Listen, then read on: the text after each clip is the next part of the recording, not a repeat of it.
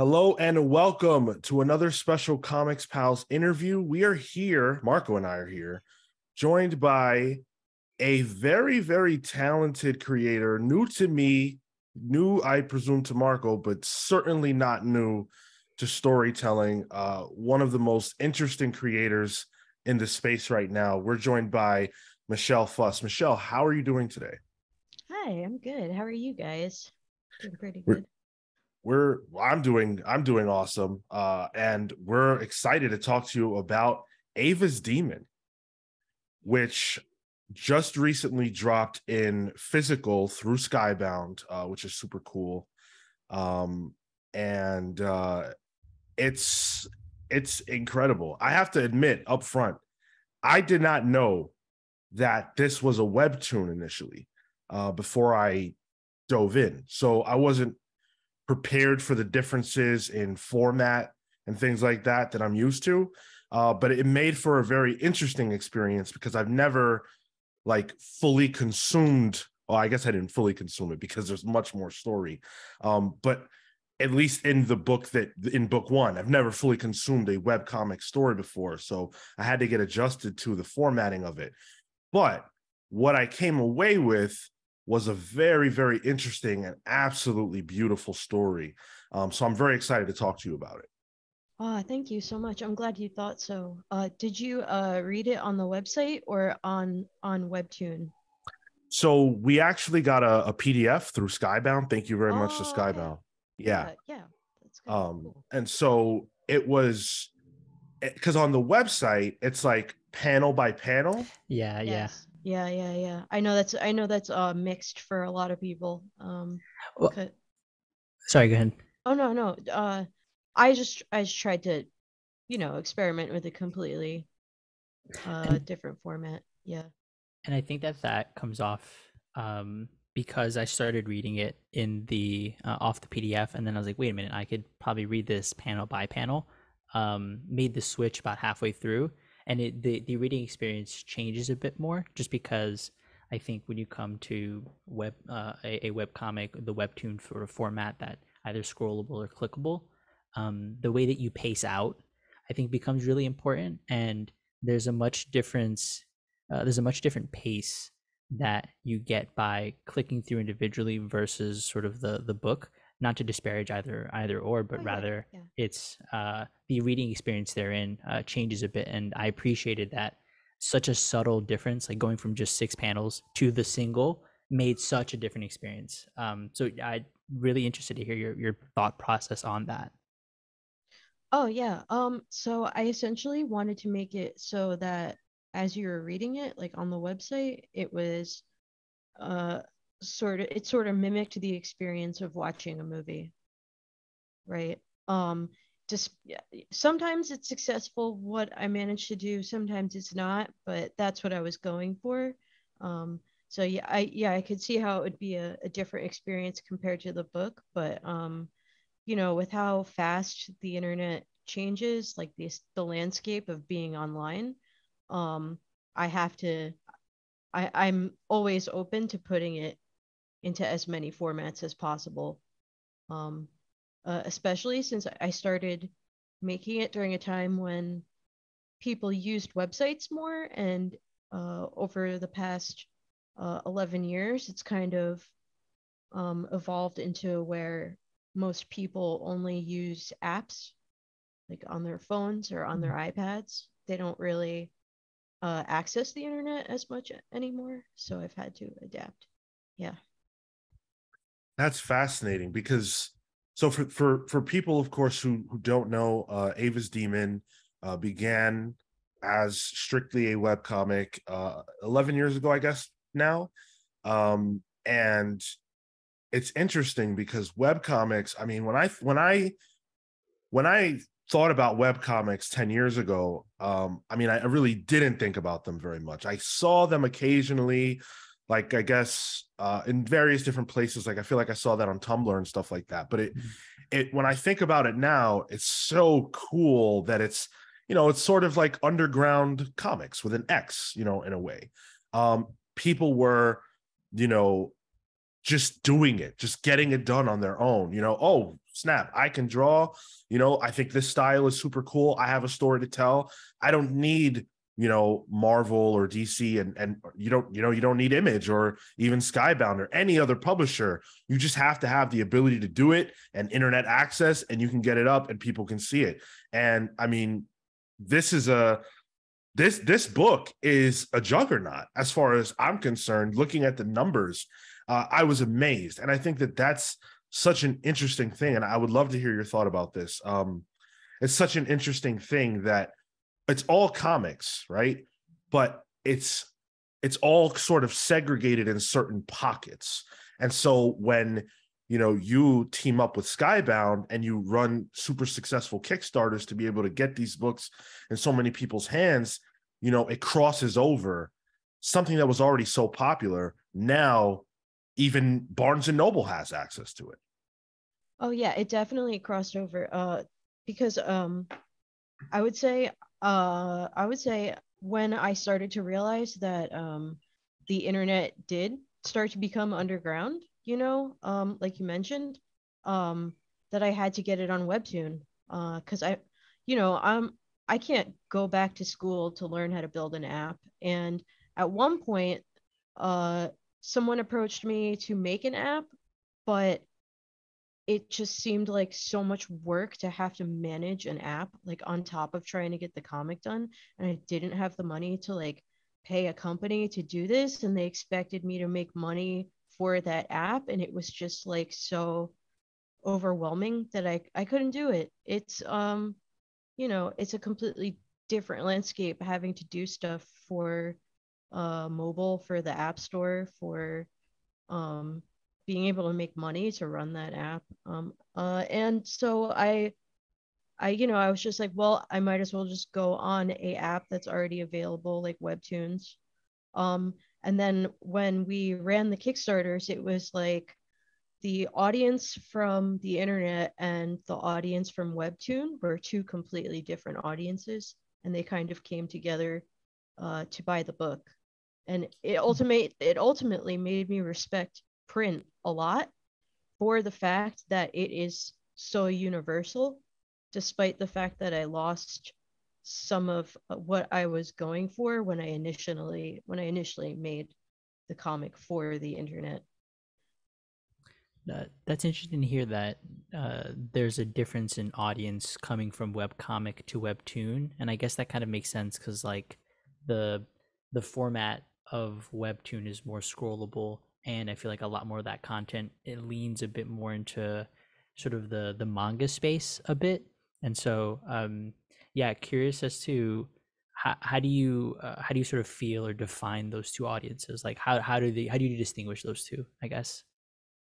So I have theories. I'm kind of like an armchair observer of how things work, Love it. because just because I have to find new ways to make money. And so I think what happened was, when we grew up, we saw how dangerous the internet was, right? Even though it was very democratic, even though it had a lot of really cool spaces on it where you could do anything and you could be as creative as you want, it also opened up young people to terrible things. And I think as time went on and parents understood that the internet itself is a beast, they wanted to keep their kids safer. And you do that by only allowing them to use mobile and iPads and parental lock as much as you can. And therefore, their only access to things like comics is through apps that have comics. So I feel like the younger audience on my side is on Webtoon, and the older audience is people who still know what the website is and still access it. Because a lot of the time when I was updating on Webtoon, people were demanding more, but they didn't realize they could go to the website and look at the entire comic, right? So I think that's where the split happens. What was the amount of time delay between the site and the webtoon? I think I think on the site I had already uploaded everything, and then I went to Webtoon 5 years later, after 5 or 6 or 7 years later. I can't really remember when I started on Webtoon. Might be a lot later actually that I started uploading it. But I did 10 panels a week from what I've already made and put it on Webtoon each week. So it was already basically like 2,000 something panels on the website, and then I started from the beginning on Webtoon at a different point in time. Wow. Okay. Yeah, and I did a little bit of uh my own math on it, like borrowing some of the 2-page spreads that you have. I was just like, how does this translate to actual panels? It came out of the book being about like 284 pages, came out to about 1,680 panels. And I was just like, that is mind-boggling. So kudos, because that's crazy. Oh, thank you. Yeah, you can see the full archive on the website if you were Mm-hmm. interested. Yeah. One of the cool things, I went on the website to see, just to see what I could see, and I found that there were so many more chapters, which I guess I should have assumed that, but I didn't know, and it's fun because especially because on our show we talk more about like traditional like direct market Western comic books, and so um a lot of this stuff is not known to me. So when I went on the website, I should have known, but I didn't anticipate that there would be so much more. And not only was there so much more, but it was that different format where it was panel by panel. And so the cool thing for me, and I would imagine for anybody who is into this kind of book, is the fact that it really is a different experience depending on how you view it. And I was like, well, let me see. So I went on the website and I saw the panel by panel experience, and I was like, if I were reading this, like one a day or a few a day every day, this would be really exciting and fun. And then there's like the little trailers. I guess there were chapter breaks that were super fun. So I love the fact that you really tailored the experience for a different kind of reader, I guess, who might, like you said, have a different experience with the internet or with web comics in general. So very, very brilliant. I love the experimentation. Thank you. And I don't think I'm the only one who was. I was definitely not the only one who was creating experiences like that, because I think in my generation we grew up with like lots of really interesting websites, like this is just an example. Like there was a website called hamsterdance.com where it was just like hamsters. It was like gifs of hamsters to music, right? And that was the kind of shit we would discover. Sorry, excuse my language. No, you can curse. It's fine. Go for it. That was the kind of stuff we discovered as kids that was like really fun and stupid and like an experience. Like you would just go there to see hamster gifs dance. And I think a lot of people grew up with that and they wanted to try and recreate the discovery of really cool and interesting niche things online that are fun to engage in.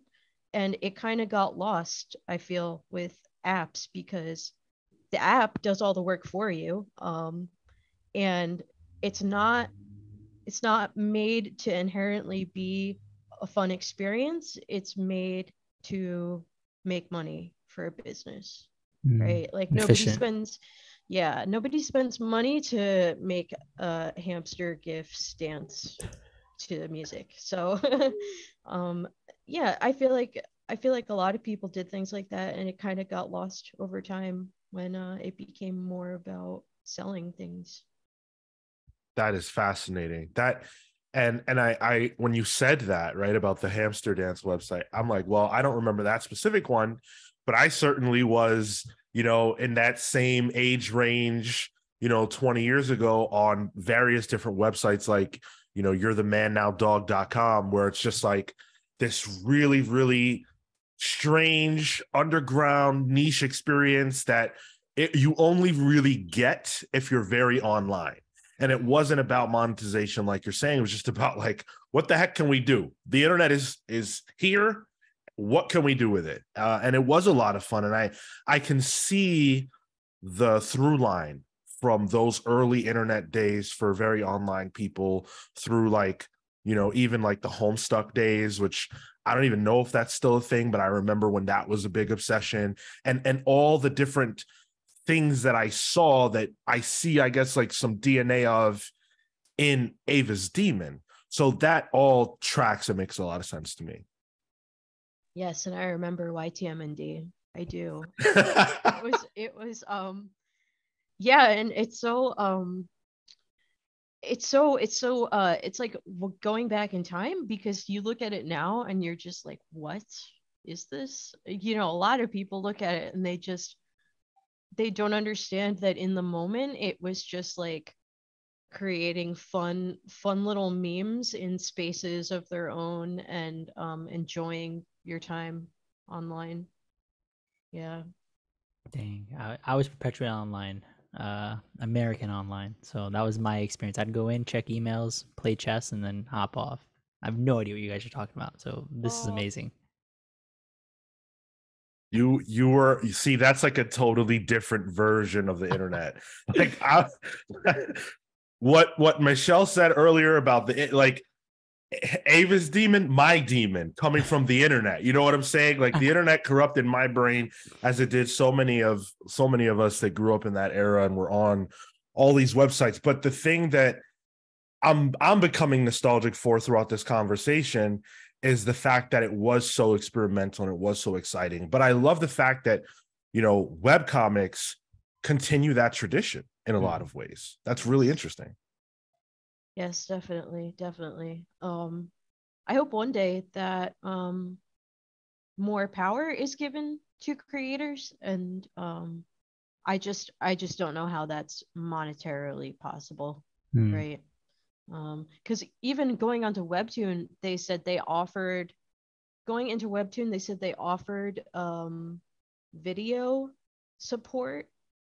And I was like, okay, what does that mean? Does that mean I can actually embed the videos I made into my comic pages? And it turned out there was none. They were like, you can put a link to the video. And I was like, okay, so there really isn't that kind of support for creativity. You upload your images and that's about it. And there's no like making the mood of the page different, or playing music. I mean, there is music options, but it's not as engaging as I feel it could be or should be. Yeah, you're stuck in just like sort of the cookie cutter what they provide you, and like if it doesn't fit the box, then you're just kind of out of luck on that. Yes, and if it doesn't, mostly it's about whether or not it supports advertisements, right? So if the advertisements do not fit well into what you're making, then it's not worth it to them to even post it. Financial incentives, the downfall of all of us. Yes, I think it'll change soon, though. I think when app making becomes more accessible, the way that web pages are more accessible to people who know how to make them, I think that's when it'll get interesting. But we'll see. Yeah, you're on mute, John. Oh, thank you. Webtoon provides, I guess, like a space that people are already familiar with.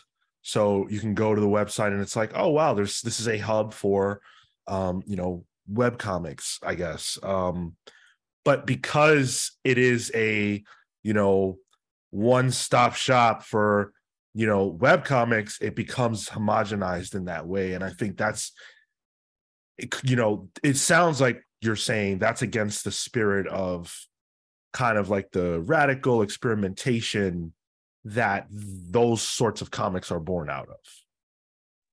Yeah, I think it's very hard to think outside the box when your income depends on fitting inside of it. So I feel like new ideas are born through more freedom for people to take risks and not suffer because of it. Absolutely. Well, let's talk about Ava's Demon. This is a book that is about Ava and her demon. If for anyone who couldn't, put that one together. But there's so much more to it. It's a journey in a lot of ways, and It's a journey that feels like it's about several different things, but it is very much, at least this chapter, this first chapter, or rather first book. My apologies. Is about sort of putting together this found family in a lot of ways who have different ambitions and different pain and different struggles and different agendas and goals. And we're introduced to a lot of concepts and ideas quickly, but I felt like the first few chapters were new thing, new character, new environment. And as things kind of like slowed down, we started to dig in more with who are these people? Why are they in pain? Why are they maybe awkward, or, all these different things? And there's a lot of heart in that. And I found myself getting really attached to these characters to the point where by the end of book one, I was like, fuck, I want more. I'm hungry for more of this, which is what's so cool about the fact that there is so much more available. But can you talk about the first book and, the creation of these characters and this story, and sort of, I guess, what were your ambitions to say with this first book? I think when I started it, I was going through a lot.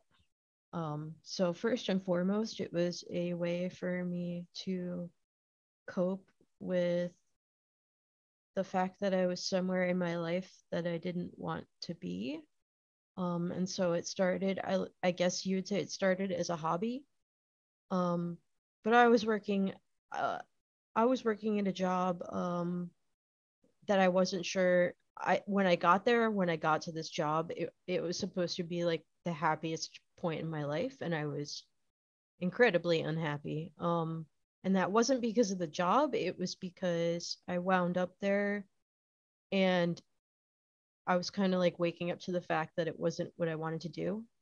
Um, and it wasn't fulfilling as I had wanted it to be. And I got back to my roots and I was like, actually, I really like comics. And so I started making this comic just based on some ideas I'd held with me for a long time, characters I held with me for a long time. Um, yeah, I hope that answers the question. It does. It does. Go ahead, Marco. Yeah, I guess just on top of those character pieces, is there one that you feel like? Sometimes I feel writers might write a character and write themselves into one, or they might place parts of them into a variety of a cast. And seeing as we have about 3-4 characters here, do you feel like you identify most with one, or is there a little bit of you in kind of each one that brings them to life? I feel like I don't know if this is with most artists, but I feel like with most artists that they make characters that each individually are based off of themselves in some way.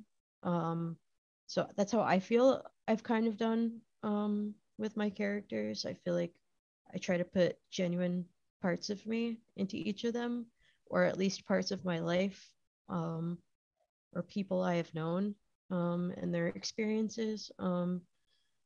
And I would say the main character is definitely a reflection of myself and how I feel about a lot of certain things.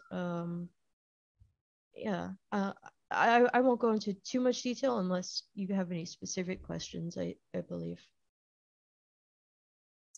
Not of each individual character. There's actually a theme throughout the book that Gil sort of embodies. Gil being a follower of Titan in this book, and there's a lot of seemingly commentary on religion, and that also might be a bias of mine. It's a fascinating topic for me, and so I was just curious if there was like intent behind some of those things where he is portrayed as somebody who is very not fanatical, but very enamored with Titan, with their beliefs, with what they can do because of his own experience. And then you have somebody like Maggie who's trying to take advantage of the situation. Ava's kind of in the middle, doesn't really care, just kind of wants an end goal.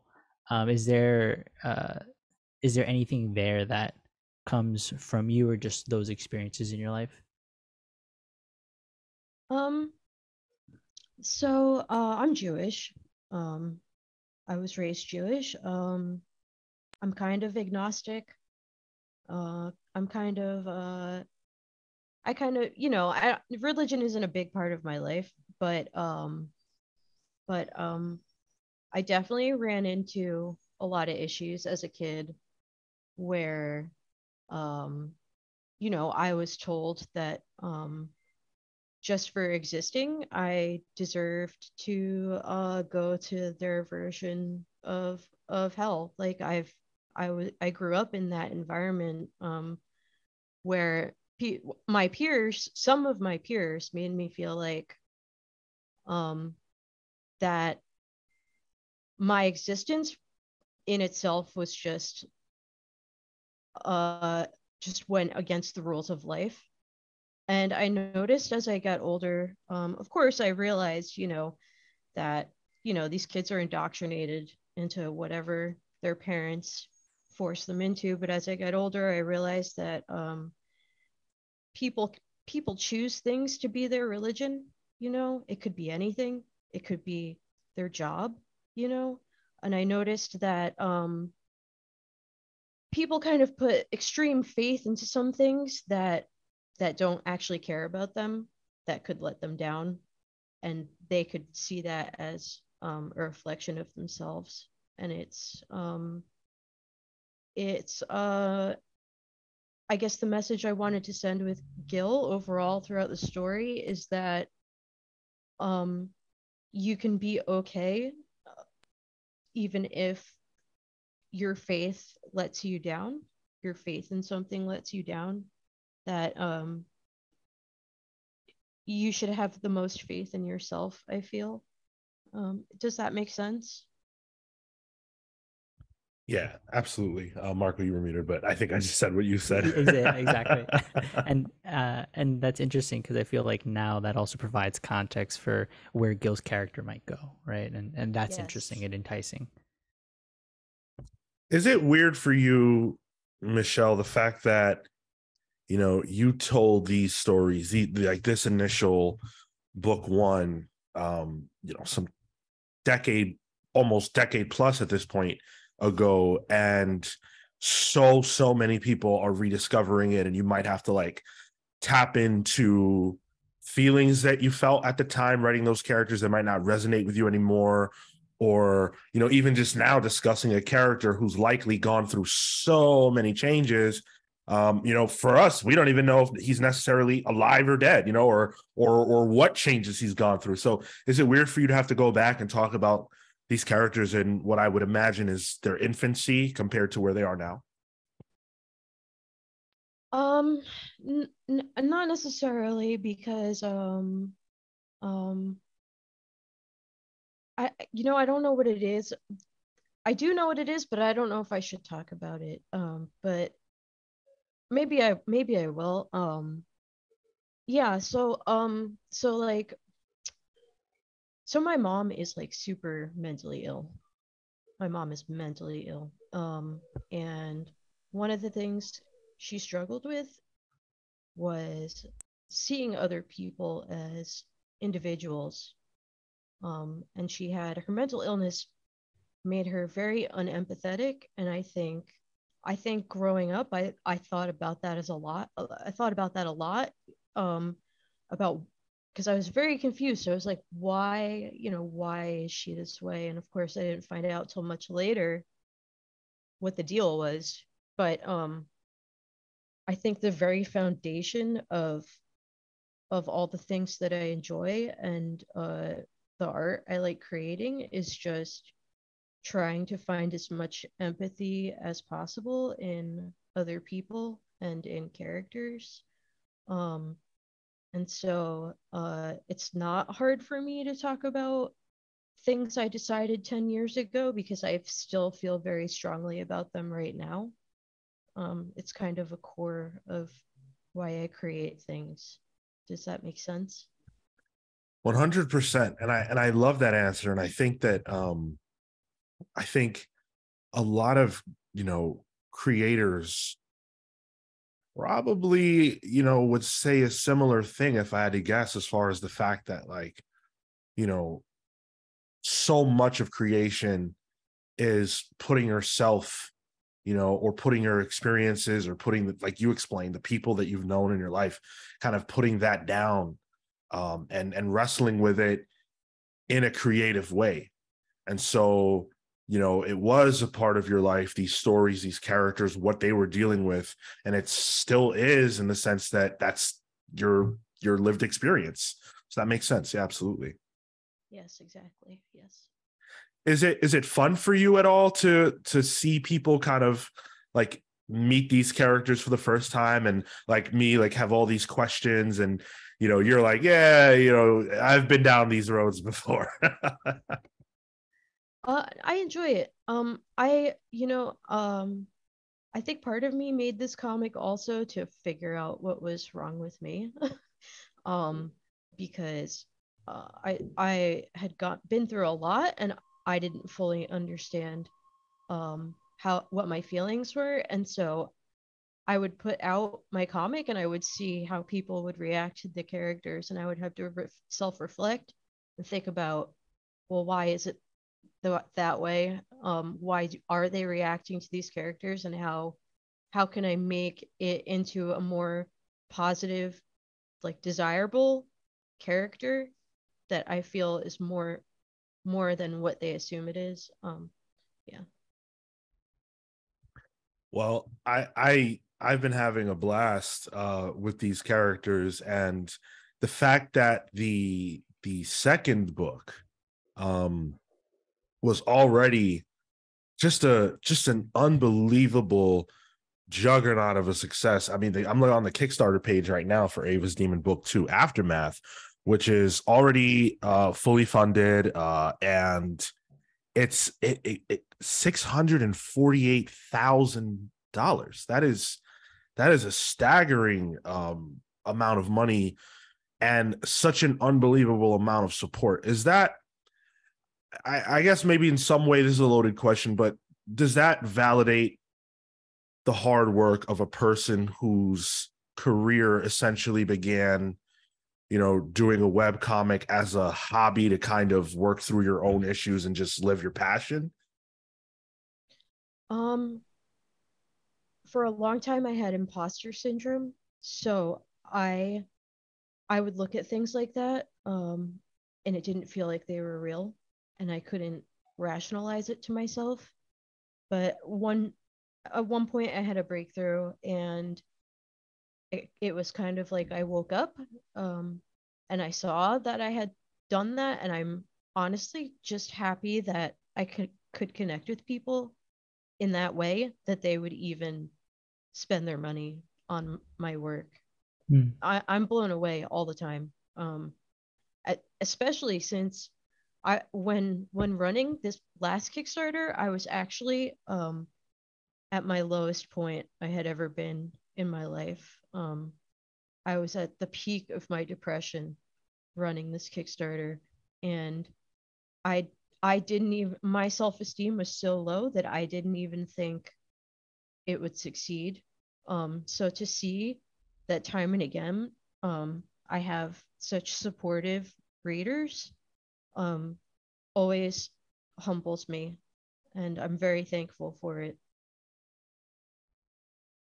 Yeah, that's absolutely incredible. The fact that there are so many people who are willing to support, quite frankly, really quality and unique work, especially in the what I in my opinion, and I admit to not really knowing that much about like the manga space or webtoon or web comic books being translated into physical, but for me this was a very, very unique experience. And as it happens, before I knew we were going to interview you, I saw Ava's Demon in my local comic book shop. Oh Just yeah, yeah. that makes me so um happy. and I was like, I looked at the cover, and I had like a huge stack of books. I looked at the cover, I was like, wow, that looks pretty interesting.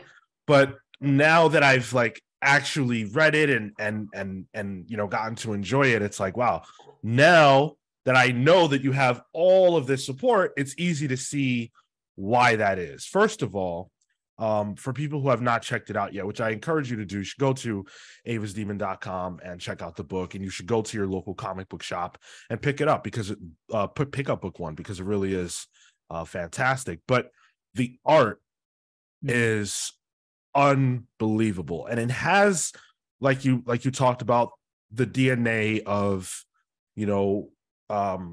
that fun experimental side of the internet, and it has all that, but it also looks it looks very, how do I say this, like, I think there's a vibrancy to the colors. Yeah. You play a lot with in particular like reds and blues. There's just like a lot of contrast because Ava being and housing this demon inside of her and having this like continual orange red glow.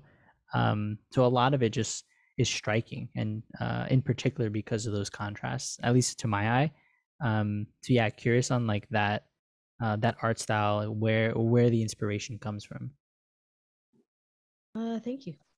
First of all, I just want to say thank you. Sorry. So, I mean, there's a lot of places it could have come from. A lot of people, I think, ask, how did you develop your style? And I don't think any artist like sits down and develops a style. They just kind of keep making art, and it somehow all ends up looking a certain way. I think it helps that I worked in animation. I think it helps that I oil painted. I think it helps that I was interested in anime and manga. It comes from a bunch of different places, and it all kind of culminated into this one body of work that I made. Did you have to switch from traditional to digital, and what was that like during this process, or had you already been toying with stuff like a Photoshop or like an InDesign kind of thing? So at this point I had graduated from art school, but before going into art school, I had actually never done anything digitally, really. I had only ever done traditional stuff. And so me doing this comic was also essentially a way for me to try and get better at digital art and painting. And I think it worked out somehow.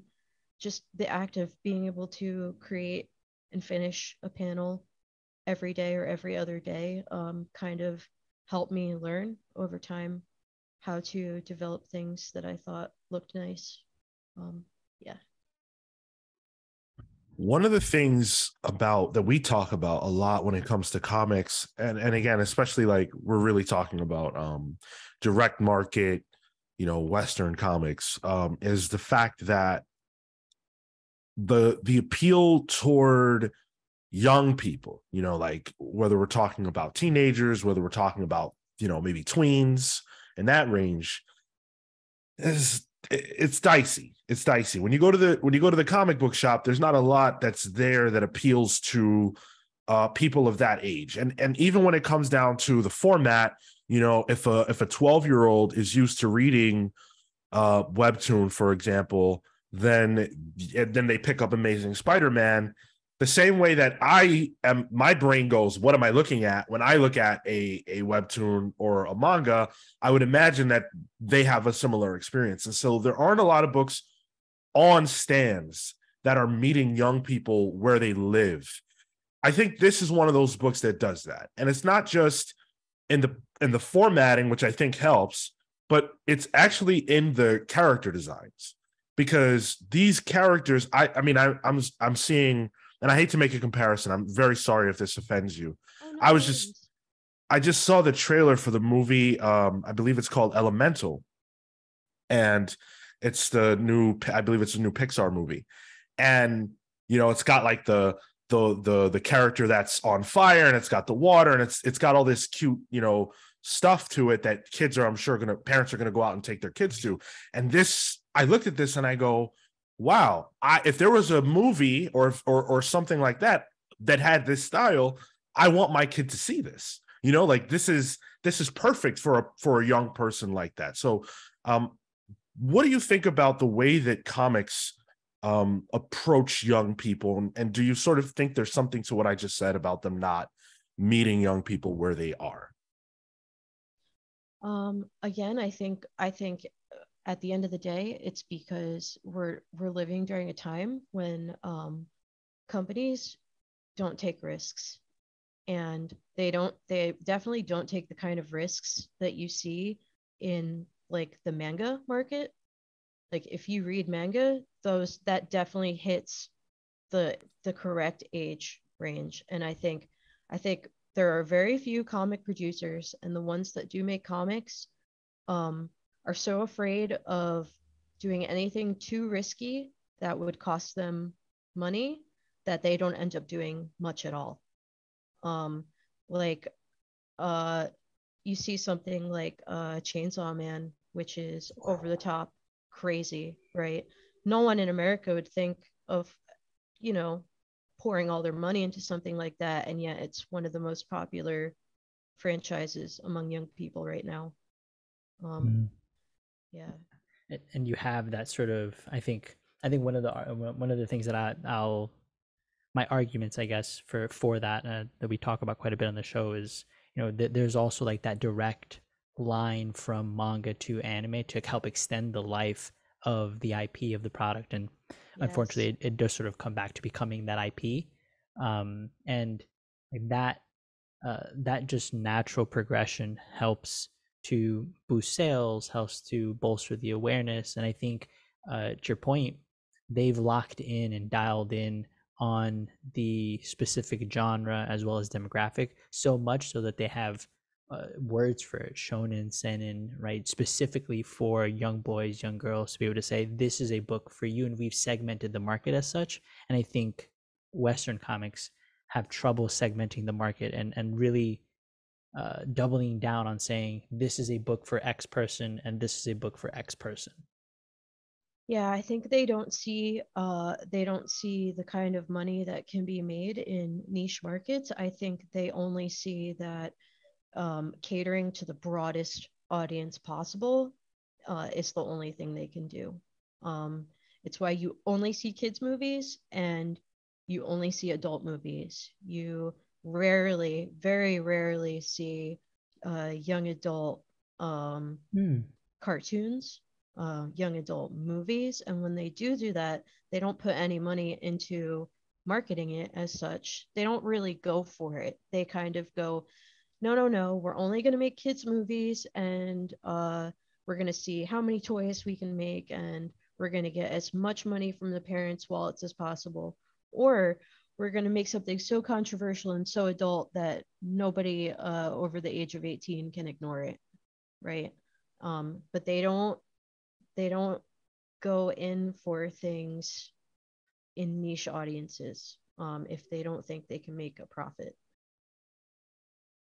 Yeah, that is a major problem. I mean, you can extend that, as you so eloquently did, to film, television, just all manner of entertainment at this point. But when you talk about the direct marketing, you talk about Western comics, that is definitely true, where there's just no real risk taking. Did you come up at all on comic books? Did you read, like, Western direct market books at all? Was that something you were interested in? I tried. I tried. I read mostly manga because I related to it. I was really into Sailor Moon. I was really into Naruto. I was really into Dragon Ball Z. I just it spoke to me because it was by artists who still understood what they went through as young adults or as teenagers, and they wrote about it, and they were allowed to write about it. They were allowed to write about being lonely teenagers. They were allowed to write about wanting superpowers. I think the only thing these days that really hits that audience is Into the Spider-Verse.